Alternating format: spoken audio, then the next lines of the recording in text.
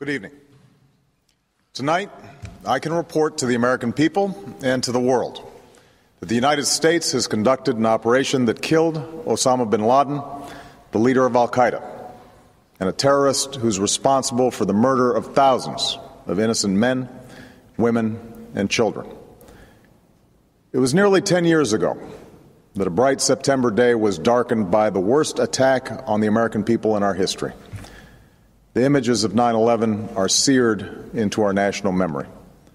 Hijacked planes cutting through a cloudless September sky, the Twin Towers collapsing to the ground, black smoke billowing up from the Pentagon, the wreckage of Flight 93 in Shanksville, Pennsylvania, where the actions of heroic citizens saved even more heartbreak and destruction. And yet we know that the worst images are those that were unseen to the world.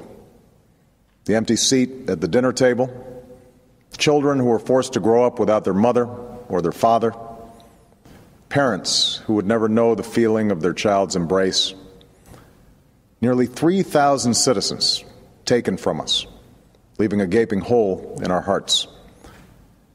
On September 11th, 2001, in our time of grief, the American people came together. We offered our neighbors a hand, and we offered the wounded our blood. We reaffirmed our ties to each other and our love of community and country.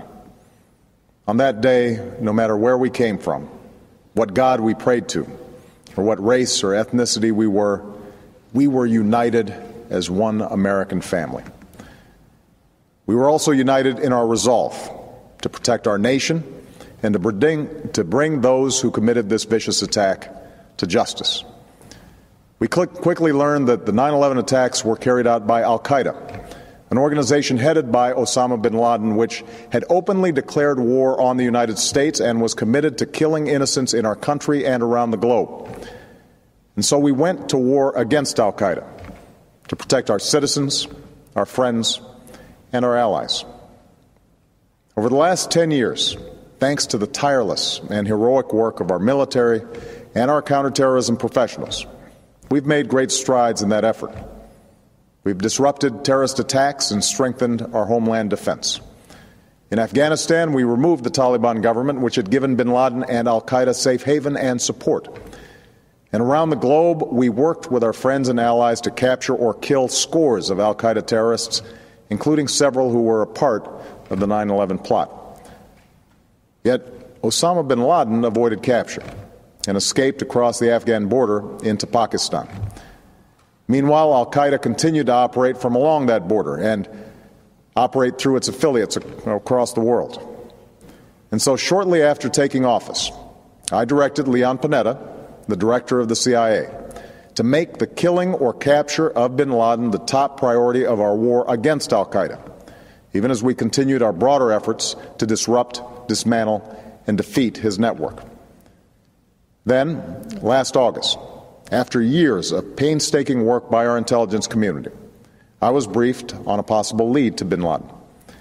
It was far from certain, and it took many months to run this thread to ground. I met repeatedly with my national security team as we developed more information about the possibility that we had located bin Laden hiding within a compound deep inside Pakistan. And finally, last week, I determined that we had enough intelligence to take action and authorized an operation to get Osama bin Laden and bring him to justice.